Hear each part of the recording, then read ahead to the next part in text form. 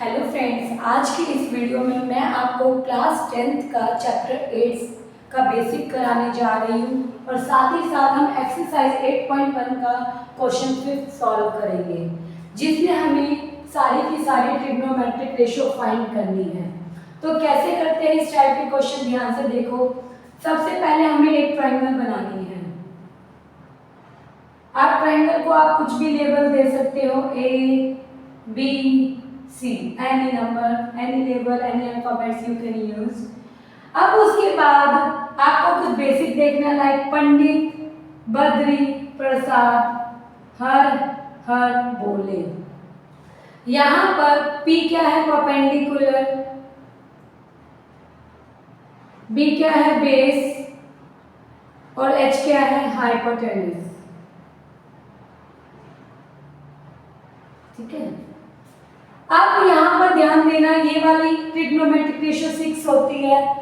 पहला होता है हमारा साइन थीटा, फिर होता है कॉस, यहाँ हमारा जाता है टेन। साइन का ऑपोजिट होता है कॉसिक, कॉस का ऑपोजिट होता है सेकेंड, टेन का ऑपोजिट होता है कॉट। यहाँ मैंने थीटा मेंशन किया, थीटा की जगह आपको कोई भी एंगल गिवन होगा तब आपको यही यूज करना है। लाइक साइन की बात करूं मैं, अगर मैं साइन की बात करूं, अभी मैं फिलहाल थीटा लेके चल रही हूं, तो साइन थीटा कितना हो जाएगा, P/H। अगर मैं कोस की बात करूं तो हो जाएगा B/H, जहां पर B हमारा बेस है और H हमारा हाइपोटेन्यूज है। नेक्स्ट है टेन थीटा क्या होता है, P/B, परपेंडिकुलर बाय बेस। अब हम बात कर रहे हैं कॉसिक की, तो जो कॉसिक थीटा होता है इसको कॉसिक बोलते हैं। कॉसिक जो होता है कोसिकेंट भी बोलते हैं। कोसिकेंट जो है वो साइन का ऑपोजिट है, दैट मींस साइन जो था वो P/H है, तो अब कॉसिक क्या हो जाएगा, H/P। रिवर्स कर दो इसको। सेम सेकंड जो है वो कॉस का रिवर्स है, तो जो सेकंड है वो क्या हो जाएगा हमारा, H/B। नेक्स्ट हम कॉट की बात करें, तो जो कॉट है वो क्या हो जाएगा हमारा, B/P। तो ये हमने देख लिए, ये हमारी ट्रिग्नोमेट्रिक रेशियो है। ट्रिग्नोमेट्रिक रेशियो 6 है, sine, cos, tangent, cosecant, secant और कॉट। अब हमें ये देखना है ट्रायंगल में बेस क्या होता है, परपेंडिकुलर क्या होता है और हाइपोट क्या होता है। अगर हमें बेस, परपेंडिकुलर और हाइपोट पता होगा तो हम ये क्वेश्चन सॉल्व कर लेंगे, मींस हम कोई भी ट्रिग्नोमेट्रिक रेशियो फाइंड कर पाएंगे। अब देखना ये कि क्या होता है परपेंडिकुलर, क्या होता है बेस और क्या होता है हाइपोट। ये ध्यान देना कि क्योंकि हम राइट एंगल ट्रायंगल की बात कर रहे हैं, अगर हम राइट एंगल ट्रायंगल की बात करें तो जो ये स्लैंटिंग लाइन होती है उसको बोलते हैं हाइपोट। स्लैंटिंग हमेशा हाइपोट ही रहेगी, चेंज जो होगा वो किसमें होगा, बेस और परपेंडिकुलर। जो बेस और परपेंडिकुलर है वो डिपेंड करते हैं एंगल को। लाइक अगर मैं नॉर्मली इसकी बात करूं, यहाँ 90 है तो उसे अकॉर्डिंग ये बेस हो जाएगा हमारा, बेस नीचे, और जो स्ट्रेट लाइन होगी that is called perpendicular. In case अगर हम ये वाला एंगल लेते हैं, ये वाला, बट अगर आपने एंगल चेंज कर दिया, मतलब अगर आपने एंगल B ना लेकर अगर आपने एंगल C लिया, तब हमारा बेस क्या होगा और परपेंडिकुलर क्या होगा। उसके लिए आपको एक छोटी सी बात ध्यान रखनी है, क्या कि जो एंगल होता है एंगल के सामने वाला परपेंडिकुलर होता है, हमेशा एंगल के सामने वाला परपेंडिकुलर, और ये हमेशा हाइपोट होता है। तो जो बच गया वो क्या हो जाएगा हमारा, बेस। तो ध्यान रखना, अगर मैं एंगल C की बात करूं तो परपेंडिकुलर क्या हो जाएगा हमारा, AB, और बेस हमारा हो जाएगा BC, और हाइपोट हमारा हो जाएगा AC।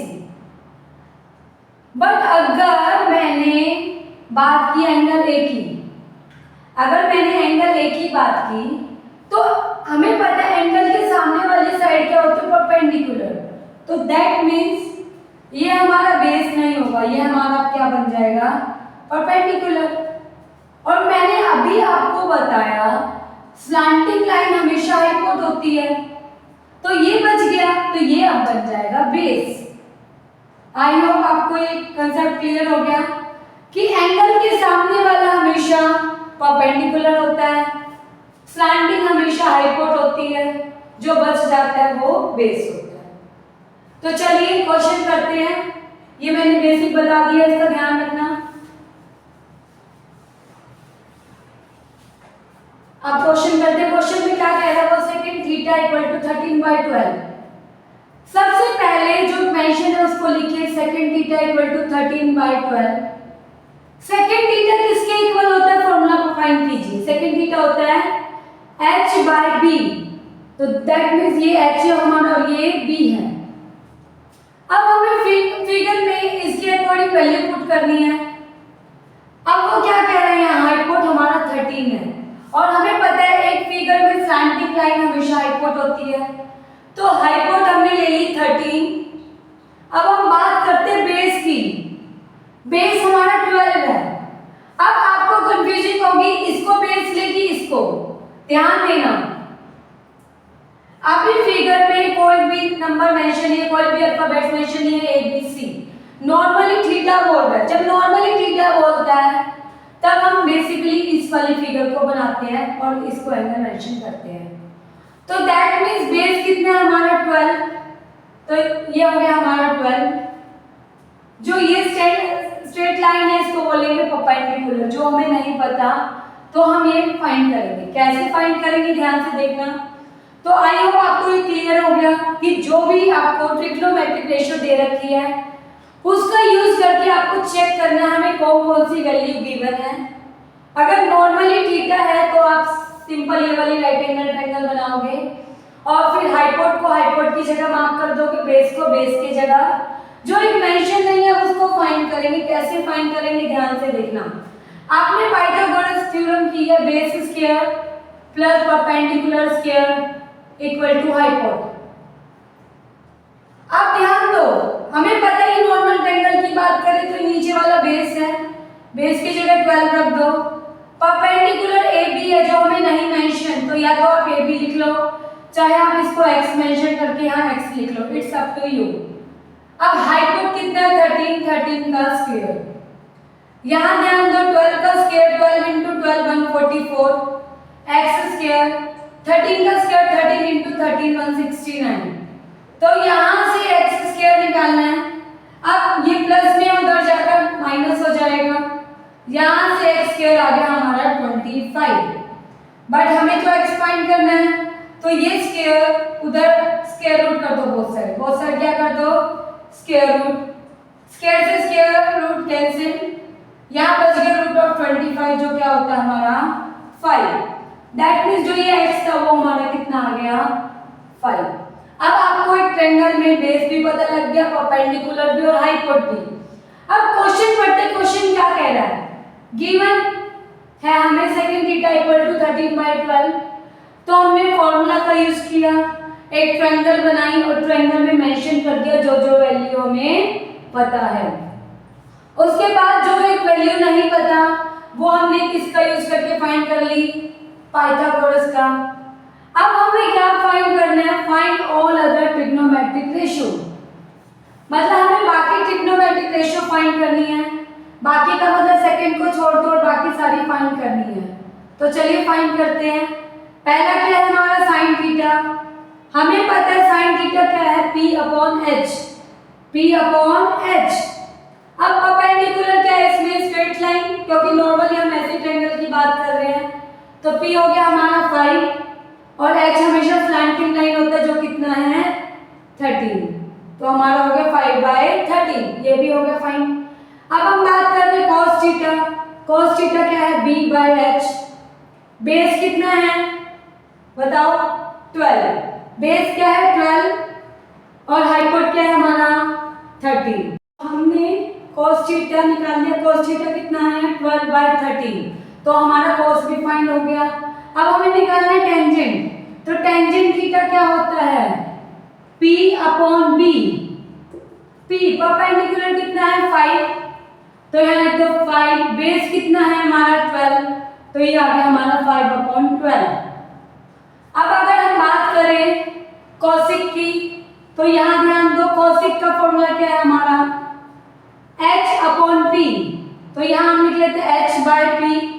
अब फिगर से चेक करते हैं H क्या है, H हाइपोटेन्यूज, स्लैंटिंग लाइन है जो कितना है 13 और परपेंडिकुलर कितना है हमारा 5। तो कोसेकेंट थीटा कितना आ गया 13/5।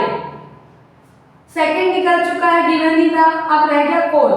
तो जो कोट है वो क्या होता है हमारा b/p। तो b कितना है बेस 12 और p कितना है 5, तो ये आ गया हमारा 12/5। तो ये हमारा क्वेश्चन सॉल्व हो गया। क्वेश्चन तो सॉल्व हो गया, साथ ही साथ मैं आपको कुछ एक्स्ट्रा बता रही हूँ, ध्यान देना। जो साइन और कोसेक है वो एक दूसरे को अपोजिट है।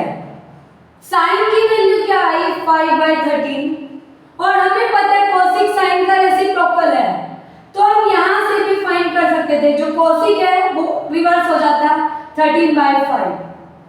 सेम हमें पता है सेकंड cos जो है वो सेकंड का रेसिप्रोकल है। सेकंड हमें गिवन था 13/12, तो जो cos है वो रेसिप्रोकल कर देते 12/13, यहाँ से भी आ जाता। अब हमने tan फाइंड कर लिया है, tan का रेसिप्रोकल है कोट, दैट मींस कोट अगर हमें फाइंड करना है तो हमें p/b को चेक करने की नीड नहीं है, जस्ट हम टेंजेंट का क्या कर दे रेसिप्रोकल, हमारा क्वेश्चन हो जाएगा। आई होप ये क्वेश्चन आपको क्लियर हो गया है कि किस तरह से अगर ट्रायंगल की दो साइड गिवन हो या एक ट्रिग्नोमेट्रिक रेशियो गिवन हो, उससे अदर ट्रिग्नोमेट्रिक रेशियो कैसे फाइंड करनी है। साथ ही साथ हमने देख लिया कि अगर ट्रायंगल में दो साइड गिवन है, एक साइड गिवन नहीं है, तो हमें वो कैसे फाइंड करनी है। I hope concept is clear. Thank you.